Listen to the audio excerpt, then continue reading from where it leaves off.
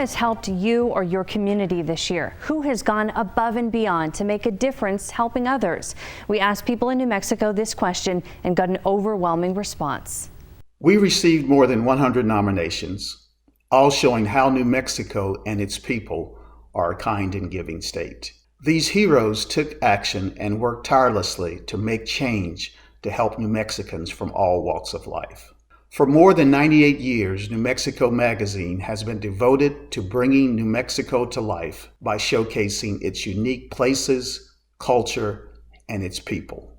I'm sure we all can agree that 2020 has been one of the most challenging times, but it has also afforded us the unique opportunity to showcase the many everyday heroes who are making a difference, no matter how small. We are pleased to lead and highlight some of the great work being done in our state by these special award recipients. You will see this extraordinary work and how it's reflected in many segments and industries, from healthcare to education, volunteerism, philanthropy, hospitality, the arts, and others. A panel of judges helped New Mexico Magazine choose 10 true heroes to recognize for their exceptional acts of service. Let's take a look at them now. Mrs. Wilma Brooks is the second longest serving educator in the state of New Mexico, with 50 years of experience in the Hobbs Municipal School System. At the Harold Murphy Alternative Learning Center, attended by many underprivileged and underserved students, Mrs. Brooks tries to foster self-confidence in her students. Let's see, I'm a fourth generation teacher. My daughter is a fifth generation teacher. So it goes back to, I guess it was in my genes and blood and I had no way of getting around it. I find it helpful for students to be a part of the community and at a young age to participate in giving back to the community. And we have done many, many projects. That's one thing I really stress in my classes is being a volunteer servant. Become a part of your community in a volunteer manner. We must not always feel that you're doing something, for money. There are so many opportunities.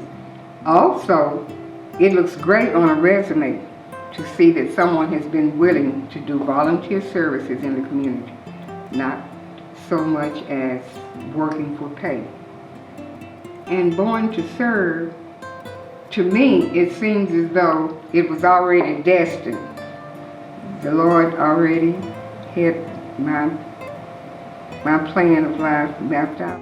To me, it's about others.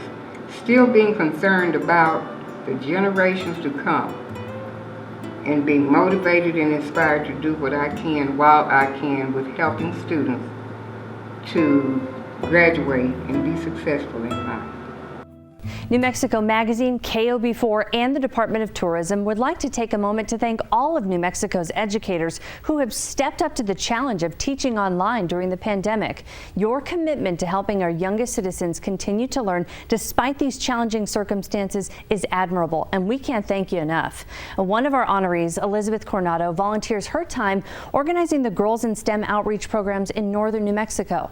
The program is designed to encourage girls to pursue the coursework in the areas of science, technology, engineering, and math. The work that I'm being recognized for is a project called Girls in STEM, which provides community outreach to girls in very rural areas of Rio Arriba County, and our aim is to kind of improve their attitudes towards STEM and to do this via sustained mentorship in the hopes that they might gain some interest in a STEM career or possibly want to join the Los Alamos pipeline.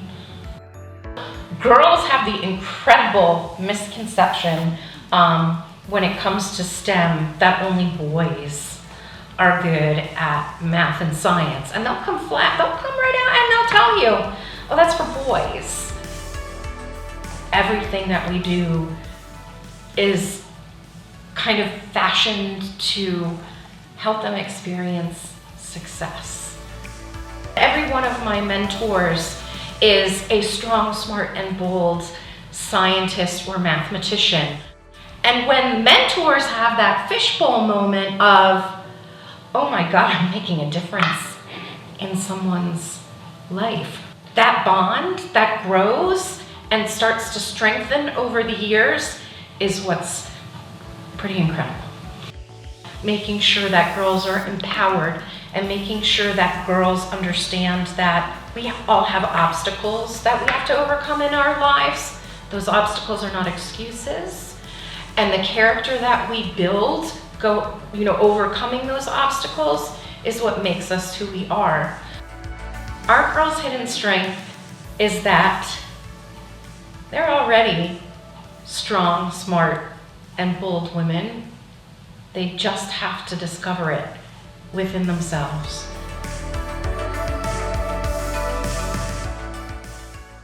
Each year, especially this year, there are many good deeds and acts of generosity from everyday individuals who exemplify what it means to make someone's life a little brighter that go unnoticed. This call of service represents the beating heart of New Mexico.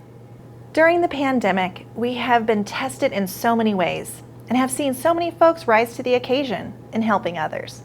Witnessing the work of these heroes makes us all proud to be New Mexican and committed to the betterment of our community and our state. During the COVID pandemic, the bravery, compassion, and resilience of our healthcare workers has truly shown through. We are all so grateful to every essential employee for their tireless efforts to keep our medical facilities running and providing care during this crisis. And one of those workers is Adam Crosby, Unit Director for the Department of Dermatology at the University of New Mexico Hospital. Crosby was nominated as a true hero for his work developing a community testing site for people with respiratory symptoms. And that facility was the only location in New Mexico offering COVID-19 testing to the community 24/7. Crosby worked tirelessly to make sure the facility was safe, clean, and efficient so that staff and patients felt comfortable. Why do I do this kind of work? Well, I don't really know other than I have a need to feel like I want to help people. I don't know why other than that. First, I'm very honored that I was selected as a true hero for the Mexico Magazine. I kind of feel weird about it because it wasn't just me that made the successes of our organization forward from the very beginning of COVID to now. It's taken a village to get done, so I kind of feel weird that I'm being honored, but I am honored. Everybody was afraid, but I had to at least present myself that even though we were afraid, we had to do what we had to do to confront this pandemic in a way that was going to try to keep everybody safe. The fact that nobody in our respiratory care center actually contracted COVID-19 was a huge feat. Nobody actually got it from an exposure, so the protections that we offered was actually rewarding, and it was proof that masks and the equipment that we use actually do keep us safe. The reward is making sure that we gave peace of mind to the public. It stems from the top down, and coming from our governor on down, we as a state are doing very well in keeping our numbers lower. We still have work to do to keep the numbers even lower and to reduce the number of deaths in our state related to COVID. But I am very proud that New Mexico is stepping up and that we are demonstrating that we can beat this pandemic. We don't know exactly what to expect with flu season on top of RSV season on top of COVID. And what that's going to look like for us as an organization. But I feel very comfortable knowing that we can handle it because we've gotten through all of this, we put processes in place, and we've created clinics that are designed to handle it. One long-serving healthcare worker is Matt Probst, Medical Director of El Centro Family Services in Las Vegas, a center serving some of the most vulnerable residents in 7 counties. In addition to his community work, Probst stepped up during the pandemic to help set up care in under-resourced rural New Mexico with the governor's office, the Department of Health, and local health agencies. Healthcare to start with, it's just, it chose me, I would say. I have a motto, live to serve, and healthcare being a service field, it's just what I'm happiest doing is helping people. I would say there is a huge need in terms of colliding crises, which is a crisis of lack of resources for underserved America, particularly rural areas of America. So that's my passion. And then amidst that crisis of a lack of resources, a pandemic hits and COVID hits, and now how are we going to have the resources to survive?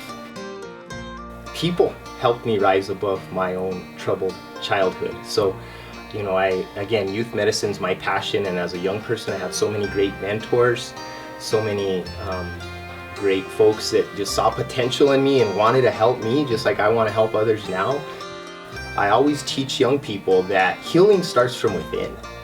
So before you can help others, you need to take care of your own self. You're not alone. The message is you're not alone. We're all in this together. I describe us not as individual trees that have to be strong, but as an aspen grove. And the cool thing about aspens is that our roots are all connected. It's just hugely rewarding for me, and I definitely, get out of it as much or more than what I put into it. Hello, it's Governor Michelle Lujan Grisham. I'm humbled by the opportunity to honor these New Mexico true heroes. New Mexicans have faced incredible challenges this year, and we have pulled together as neighbors and friends. That's the remarkable spirit of our state. We set aside our differences, we go the extra mile, and we help one another. These 10 New Mexico true heroes embody this spirit of generosity and service. They are medical workers who put their lives on the line. They are educators who give everything they've got for their students. They are small business owners who stepped up for their communities. I'm incredibly proud of our state. I'm proud of these New Mexico true heroes.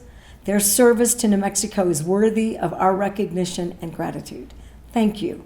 When we pull together, we can get through any challenge, any crisis, and we will keep up the fight all together as one New Mexico. Thank you again. We're honoring Dr. Francisco Crespin, former Chief Medical Officer of La Clínica de Familia in Las Cruces, for his work providing care for the underserved populations in our state, for advocating to improve the lives and working conditions of migrant farmers and their families, and for delaying his planned retirement to provide medical care to people experiencing homelessness during the COVID-19 pandemic. I went into medicine by happenstance. I was joined the Navy at age 18, and I became a medic, and discovered that was something that I enjoyed, taking care of service members, and felt that medicine would be something that I'd like to do. Taking care of the underserved helps the community by ensuring that vulnerable populations get taken care of. The underserved population have unique issues that they deal with. Homelessness, for example, poverty is another example. And so not only do we have to take care of their medical needs, but we also have to take care of the social determinants that impact health. The work that I do is rewarding because I can help individuals through difficult times when they're concerned about their health or welfare, or the health and welfare of their family members. I don't know if I will ever really retire. I'm hoping that I can be of service to my community in whatever way possible. Small business owner and RV dealer Erin Chisholm looked around her community this year and saw her neighbors in need of basic supplies, including toilet paper and food. She soon realized she could help at a much larger scale. Chisholm got to work organizing, buying, and delivering care packages to people in need. With the help of State Auditor Brian Colon, they've delivered more than 200,000 meals to 11,000 families across our state. I worked with multiple volunteers, including all of the staff here at my Albuquerque and Aztec store.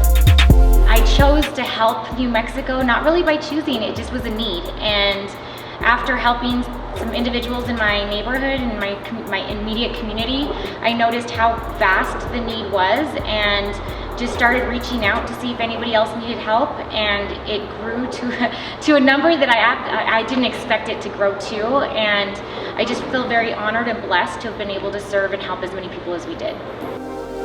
The internal reward is beyond words, and I can't explain the magnitude of what we were able to do and the number of families that we were able to really help and reach. And from helping the elderly that were stuck in and weren't able to go anywhere or have anyone bring them groceries, to helping families with small children that the kids were crying because they hadn't been able to eat in days. Knowing that we were able to help those families and knowing that we were able to do it at such a vast number, it's incredible that we were able to do it in such a short amount of time, and I'm grateful for all of those individuals that really stepped it up to help us do it.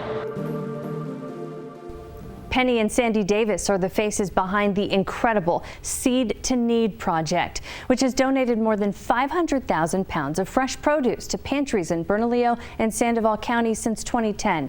Nevertheless, it is a community effort every year with volunteers from scout groups, schools, and churches lending helping hands with everything from planting to harvest. We started the project in 2008 at the beginning of the financial recession.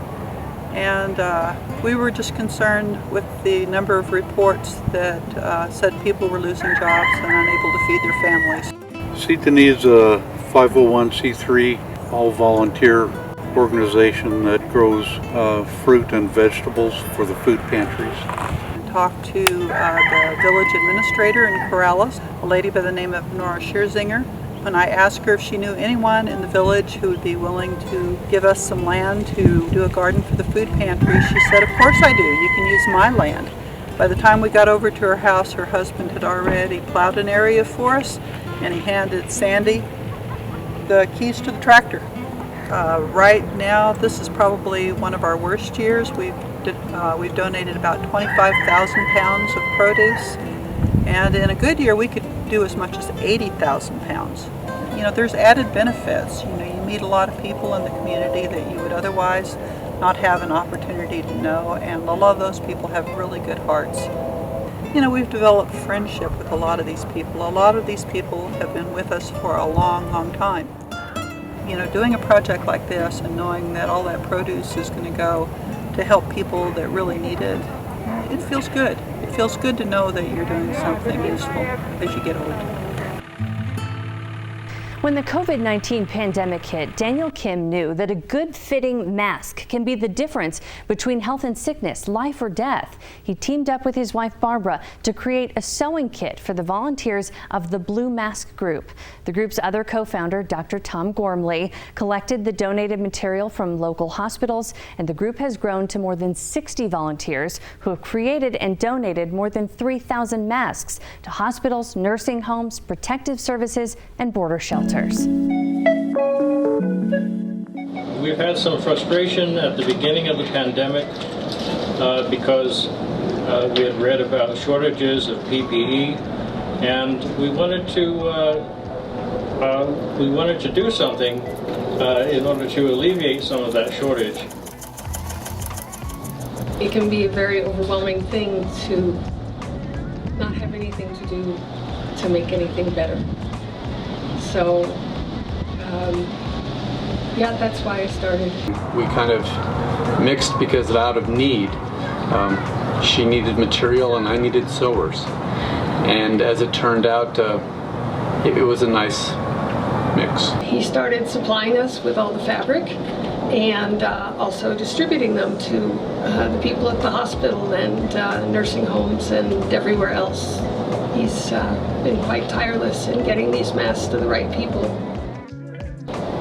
He and I were working together and designing and redesigning the masks to make them fit the largest number of people.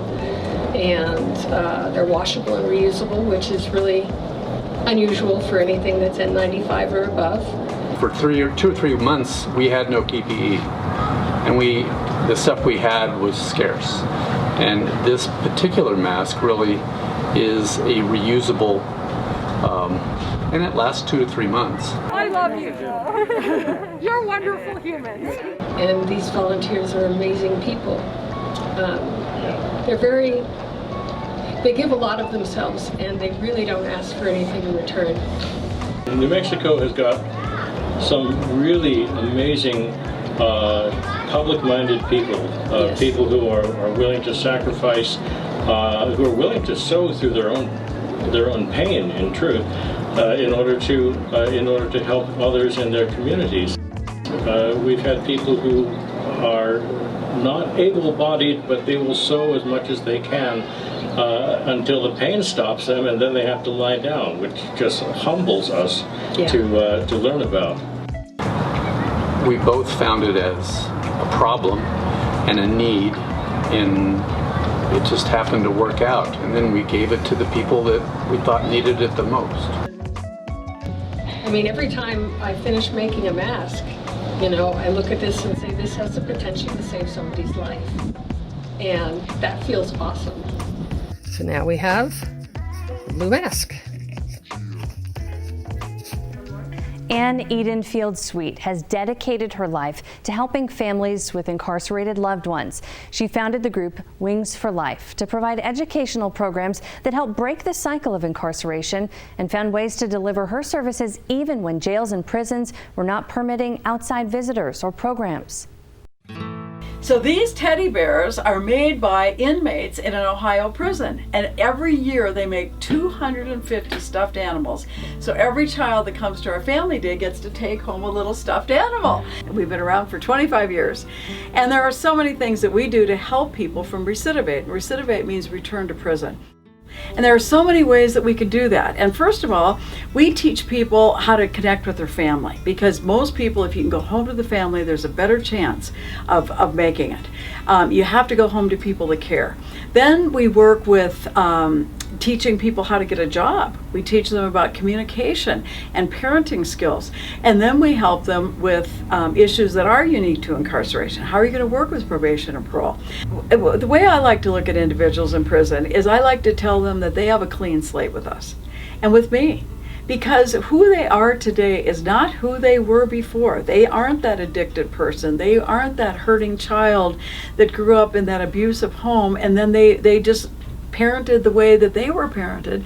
They are a new creation. So we get to meet the greatest people in prison. That's why I love to go to prison, because they are who they genuinely are. They're not putting on a false front for us. They are that individual that we are getting to meet, and what a blessing that is, and what a joy that is to meet these folks. For our final true hero, musical duo Tash Terry and Elena Higgins established the Navajo Nation Black Mountain Relief Fund to provide food and other necessities for 50 families living in a remote area during the coronavirus pandemic. Terry and Higgins organized the donations through their nonprofit Indigenous Ways, which is focused on reaching diverse communities through music and the arts.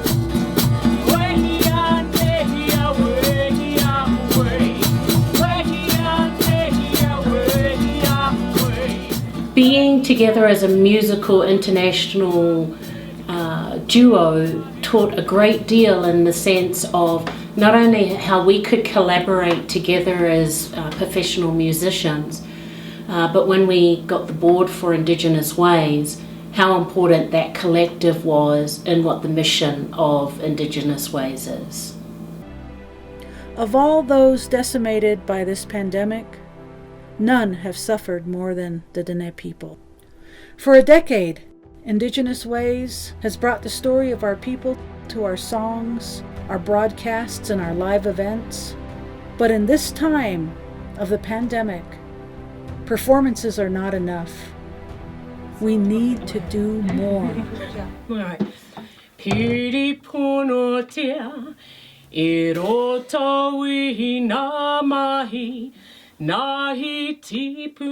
Art is the creation gene that we have. We're all born with this gift called creation, and it doesn't matter what we're born into, what world we're born into, what skin color we're born into, what culture we're born into.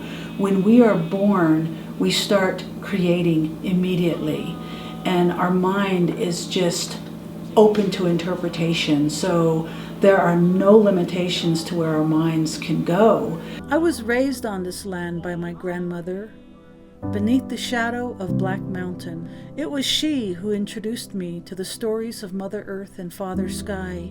It can really make a statement, and art can be used as a platform to have this really beautiful flame of love going that can just bring people together in a really good way. And I think that's what art's all about, to learn from each other. We want to acknowledge the traditional caretakers and ancestors of the lands that we reside on here in Santa Fe, New Mexico. Dealing with social issues that have impacted communities, and bringing all the organizations that are dealing with those issues together. And the beautiful thing is, it can be done through art. And so when we look at our evolution as a human species, whatever time that may be, it has been the art that has changed ideals and also made us better humans.